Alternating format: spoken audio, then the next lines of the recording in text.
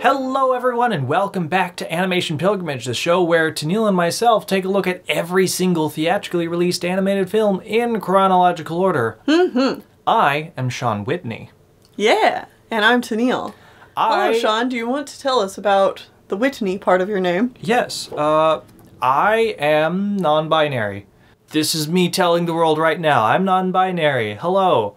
I go by they, them, she, her, or he, him pronouns. I honestly don't care. You can call me whatever you want. And to go with that, I have changed my middle name to Whitney, and I would prefer if people start calling me Whitney or Whit. I'm still okay with Sean. Lizard here that you see is going to be going away as soon as Tennille gets the art assets updated. We'll see how long that takes. But just letting people know that that's who I am.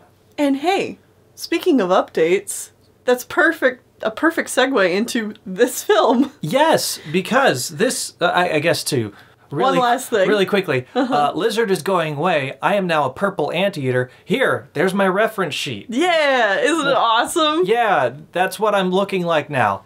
Yes. Goodbye, Lizard. You're still great, but I'm an anteater. Soda changes for the win. Yeah. Clap noise. Yes. All right, segue into updates. A movie. This is The King and the Mockingbird from Paul Grimault. French. It's a French film. So the French name is Leroy et Lestu. God, we don't know French at all. We're The so King bad. and the Mockingbird. So yes, this is a film we've already watched here on Animation Pilgrimage. In 1952. Yeah. 3. 2. One of those years. And I thought we said 2 in our previous review. I don't remember. We're good at this. But anyway, this film came out before the director and animators were happy with it, but the production company said, like, we're releasing it anyway, even though there's about a fifth of it that was left unfinished. Paul Grimault. Yes, left on the cutting room floor. And we did a review of that film, and then all these years later, 28 years later, they were able to get the rights back and finish the film to their satisfaction. Yeah. And that is what we are watching today, is that version of the film. Technically... Well, okay. We want to put this in here. Technically, this is the 2003 remaster of that movie where they just try to spruce up the colors and make it sharper looking. It's a digital restoration. Yes, I just want to point that out. That's technically the version of this movie we did watch. We didn't watch the 1980 version. There are tiny differences, and I think they cut the runtime just a little bit too. So they might have cut a couple of things here and there. That might have been new to the 1980 version. But there's a whole lot of new stuff. Yeah. Because the movie goes from an hour to about an hour and 20 minutes. And it is roughly the same story, but... things make just a little bit more sense now.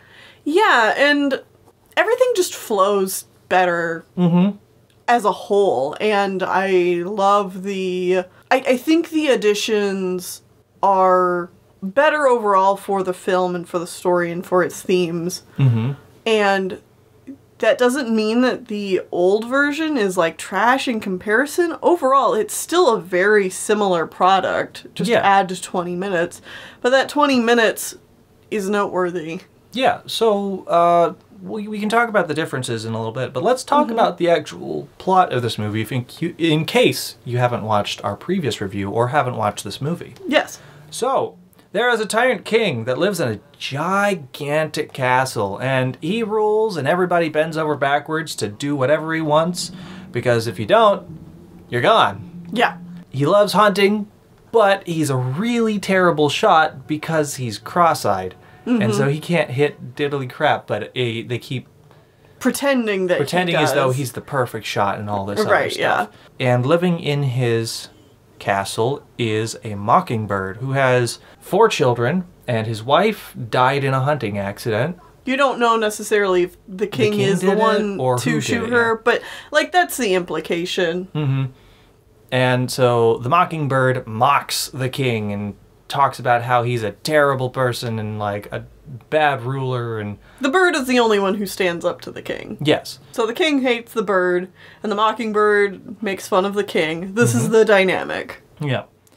So we actually follow the king around for a while, just doing whatever the hell he wants, which is idolizing himself. He even hires a bunch of random painters to come in and, like, paint portraits of him. And the implication is that he hires artists all the time, and he's never happy with what they give him. Because they need to make him look amazing and perfect. And if they do something he doesn't like, they're gone. Right. Which constantly happens. So the latest portrait is of him as a hunter, and the artist decided to give him the cross-eyed look that he always has, which is the king's point of self-loathing. Yeah. Like, he doesn't want people to acknowledge that he has cross eyes, and so if anybody does, they're gone. After he's gone, the king fixes the eyes, makes himself not cross-eyed to exemplify what he thinks of himself as being perfect and such. Right. This is up in his private quarters on the very tippy top of the castle, and up here he has a lot of nice fine art, including this painting of a shepherdess who he thinks is just swell. He likes that painting a lot. He's in love with the shepherdess in the painting. And then next to her is a painting of a chimney sweep, and the shepherdess and the chimney sweep kind of look at each other longingly between their paintings, and this kind of makes the king jealous. Well, he goes to sleep that night, and at night, all of the paintings start to wake up. Well, I mean, this is the point where this is a very, like, surrealist world. And so this is the point where it's like the king is literally falling asleep. You can argue that, like, we've entered a dream at this point. And, like, it's not... I don't think it is a dream. No, I'm not saying it's a dream. I'm saying it's a dream. The whole film is a surrealist dream. We're not talking in absolutes here, Sean. We're talking about surrealist symbiology. Symbiology. Well, yes, obviously. This movie's very symbolic, and I don't know if you'll ever figure out what the theme is. It's pretty straightforward, but we'll get to that. So the paintings come to life. And the statues and the art in general. And these 2 young kids are deeply in love. But the painting of the king also comes to life. The Hunter King. And the 2 run away. The 2 lovely shepherdess and... the lovers. The lovers run away, and the real king wakes up because there's a commotion, and the painting king gets rid of the real king. Yes. And then we never see the real king again. He's just gone. It's never explicitly said what happens to people that are dropped down these trap doors, whether they die or they're just put in jail. I mean, they're never seen again. Yeah, so it doesn't really matter. They're, for all intents and purposes, dead. And now we have not real king, but puppet painting king, who is, I guess you could say, the perfect version of himself, because he's got the fixed eyes or whatever. Right. Like, this is the ideal version of himself that he saw as himself. So now the king has ordered his... We're just going to refer to him as the king. It doesn't matter if he's the painting or not. No, I mean... It makes 0 difference for the rest of the movie. Yeah, because, like, he gets rid of himself in order to be himself. So, it's like a clone getting rid of another clone. Like, you're still dealing with... the original person. He has all the same thoughts and feelings. Right. It doesn't matter overall. He deposes himself and uses his own police to start a manhunt for the shepherdess and the chimney sweep, because he wants to get rid of the chimney sweep and marry the shepherdess, because that's how all the stories go. The king marries the beautiful shepherdess, not the ugly, low-life working... commoner chimney sweep. Anyway. So the lovers are on top of the castle, and they meet the Mockingbird who's up there, and the chimney sweep saves one of the babies from getting trapped again, because this same child does this over and over again in this movie. This child. The police find them up there, and so they start running down the castle, and there's a lot of chase sequences here where they're just running away, and then they call for the Mockingbird for help, and he comes and he figures out a way to save them. Eventually, they make their way down through the city into the under part of the city where everyone else lives, all the poor and downtrodden. They live literally underground, and they've never seen the sun, and they don't know what birds are, and stuff like that. The birds are important. And there's a blind musician guy who's got like a music box and stuff, and like he kind of becomes another character for the story. Oh yeah, he definitely seems to be like the representation of artists, the peoples, and the artists, and the downtrodden. The king chases them with a giant robot. Eventually, he captures them and takes the shepherdess away to marry her, and the chimney sweep and the Mockingbird are thrown into essentially labor camps, because everybody down here is just forced to make statues and art of the king. Yeah. Eventually, the chimney sweep and the bird get fed up with that, and they rebel. They rebel, so they're thrown into a cage with a bunch of lions and tigers, which is where the musician... Viva la resistance! The musician is also there, and thank goodness the Mockingbird can speak lion. So he riles up the workers, lions, and they he tells them a lie about how the shepherdess has been shepherding sheeps just for the lions, and then that no good dirty king took her away, and now all those sheep are lost and dying and being eaten by others. Wolves! Yeah. How dare they? So they break out of their cage and they march their way up through the castle, and they storm in during the wedding of the king, shepherdess and the king. And the shepherdess. And so the king runs away on his giant robot, but there's a big fight on the robot, a punch out between the chimney sweep and the king. And the Mockingbird takes out the guy running the robot, and then the Mockingbird uses the robot to destroy the entire city. Yeah, he takes control of the robot and just starts destroying everything. He seizes the means of production. Yes. And wrecks capitalism. Well, or the monarchy. The monarchy. Yeah, I guess I'm getting my... oppressive systems mixed up. Yeah, well, he takes out the oppressive system and then uses the robot to blow the king into the sky, and he goes away, and sadly there's no anime sparkle as he disappears. Yeah, I was like, as he's flying away into the night sky, I'm like, come on. Do a ding. Ding. No ding. Oh. Okay. And then there's a difference in the ending of this movie. In the original, all the people are getting together and they have a photo where the lovers are like getting married and stuff. That doesn't happen in this version. Instead, it's just the child bird is caught in a cage once more, and the robot releases it once more. Like, free the oppressed is essentially the meaning, and then the movie just ends. Well, and then the robot smashes the cage. Yeah, smashes the cage.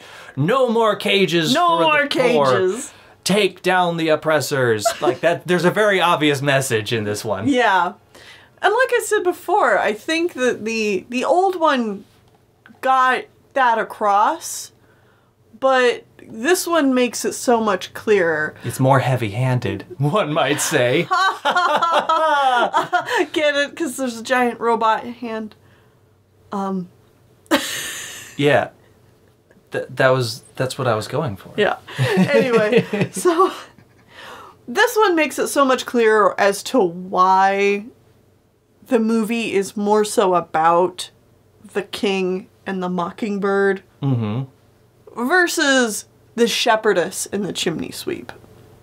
Because the shepherdess and the chimney sweep are the heroes of the story, but they're kind of like The side and characters. also. Yeah. They're not the like they're not even the titular main characters here.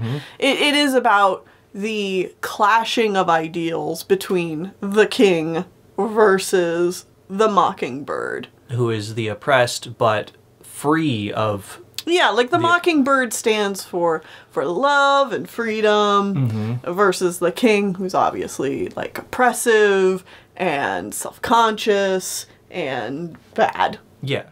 So yeah, I really enjoyed this film. It's fantastically animated. As you can see from some of the visuals you saw as we were talking about it, it has a very 1930s, 1940s aesthetic. Oh, yes. But as we mentioned in our last video, that's because the production on this movie did start all the way back then. They were working on this for a very long time, which is why the studio eventually pulled the trigger and released it in 1952 or 3 or whatever. Yeah. And like took it away from the animators saying, no, you gotta stop. Right. And then the fact that there's obviously some stuff that's new here, but if you didn't watch the old one, it would be pretty difficult to tell the difference between the stuff that was animated at the beginning of the project and the stuff that was added later on. Yeah, it stays on model and in style so well for a project that has that huge of a gap between production. Yeah, and to talk a little bit about the stuff that was added, most of it is just kind of fleshing out a little bit more of the beginning of the movie and showing more scenes of the king just being opulent for opulence sake and stuff like that. And we actually get the painting being painted. That's a whole new scene. Yeah, because I feel like in the old one, if I'm remembering correctly, it's more so implied that the king painted the photo, or the picture. Because we don't get the scene where the painting itself is painted. We just see him touching it up, which still happens in this version, but like it's thought in the other version of the movie, it's more so felt as though that's just the whole thing. The king being cross-eyed is also something that does not come really across in the first run of the movie. Right, because he is cross-eyed. It's just something that's not brought, there's no attention brought to it, so that when the new king takes his place, you're just kind of like, well, okay, I don't really understand why we have to have like this new king take the place of the old one. And in this one, I think it makes more sense. And this is kind of weird because like this whole subplot, you know, you can definitely take a more modern lens to this and be like, that's kind of ableist. I mean, yes, it is. And it is. However, I think what the movie is trying to get across is that the king is cross-eyed because he's self-conscious and he's human. And eventually... what destroys him is his own hubris. And eventually he becomes... The enemy becomes so full of themselves and like they cease becoming human themselves. Yes. To some extent. Which I think is like what it's more so trying to get across. Yeah, so on that note, it does a really good job. That still doesn't stop it from you looking back at this and being like, that's kind of ableist. I could have done with them handling this in a different way, especially considering he's the only character that seems to have any form of, like, disability at all. Well, no, I guess there is the blind man. Yeah. That's true. So there you go. It ups and downs, and I mean, he is still a villain that is trying to remove his disabilities. Right. So like, yeah, like that's his sore spot, not necessarily because of, you know, what other people say about him because of it, but because of how he feels about himself through it or whatever. He doesn't allow others to bring it up. Right. This is a fantastic film and you really ought to check it out. Oh, absolutely. Please watch this. Even if you haven't watched the 52 version of the movie, I think it's fine. Just watch this version. Also, I want to say before we end this episode, thank you, Bored Artist, for finding this movie for us. Somehow, I hadn't even gotten this on our list Really? I don't know what happened there, but I just missed it for the re-release. And we knew it was coming up, too. We knew it was coming out. So thank you, Board Artist. You found so many films for us over the years, and you found another one for us. I also want to say thank you, Torbie Tapir, for last week's episode on Makoto-chan. We just completely forgot to thank you for finding that movie for us. I think because we were still kind of sick. Probably. Getting over it. Thank you so much. Sorry that we forgot to mention you. Yeah. Another thing I want to bring up in regards to this film is the decision to adapt the story that this comes from. So, because I don't think this is something that we touched on when we talked about this film last time, is that this story is adapted from Hans Christian Andersen's The Shepherdess and the Chimney Sweep. Okay. I don't have any idea what the original story is about. Exactly. I didn't either. I actually looked up what the story was about this time. So in the original Hans Christian Andersen story, The Shepherdess and the Chimney Sweep, there's a lot of changes between this and the film. But the original story goes roughly as thus. There is a shepherdess and a chimney sweep, and they are little, like, china figurines. Okay, so instead of paintings, they're little figures. Okay. And they have fallen in love. And then there's, like, another china figurine that stands between them and is like, no, like, you can't be together or whatever. Well, then the shepherdess and the chimney sweep are like, no, we're in love, so we're gonna run away. They get out, they climb up through the chimney, and then they look out and they see the world. And the world is so big and vast that the shepherdess says, this is too scary, we should go back. And so they go back because the world is big and scary, and they get back on their little pedestal, but they're together forever. The end. Huh. Yeah. Okay. So this movie is obviously very different from the fairy tale. Because they do have that scene where they go out and they're like, wow, the world is so big, but they're never, this is scary. Right. No. Yeah, and the shepherdess in particular never has a moment of like, oh, I don't think I can do this. I don't know. I don't know, man. Yeah, so I definitely think that, you know, Paul Grimault and the animators that worked on this wanted to take this story as a bouncing off point and also a response to the original story? this story. Yeah. Okay. You know? Yeah. I'm sure, like, a really thoughtful essay could be written about, you know, why. But doing a live podcast, I can't really, like, formulate my thoughts on how deep and meaningful that is, but I just think that that's cool. Okay. Well, that's Anyway, cool. next time. Either way, yeah, next time. Well, you know, we've had a lot of movies that we've watched here this year. I think you could just end the sentence that we've had a lot of films that we've watched. Yeah. Okay, we're just watching... Spit it out, Wit. What's going on? It's another space opera. Back to Japan, because we are watching Be Forever Yamato from Toei of Japan. How long is it? I don't know. I would assume at least an hour and a half, probably closer to 2 hours. Oh, don't even kid yourself. It's at least gonna be 2 hours. I'll eat my hat if it's not. See you guys then. Bye-bye.